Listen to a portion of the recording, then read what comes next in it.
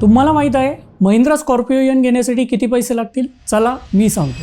व्हिडिओला सुरुवात करण्याआधी महत्त्वाची आठवण, व्हिडिओ आवडला तर सेव्ह करा आणि कार घेऊ पाहणाऱ्या तुमच्या मित्रांना नक्की शेअर करा। मित्रांनो, महिंद्रा स्कॉर्पिओ डिझेल टॉप व्हेरियंटचं नाव आहे Z8L diesel 80 4 wheel drive 7 seater, ज्याची एक शोरूम किंमत आहे 24,89,099 रुपये।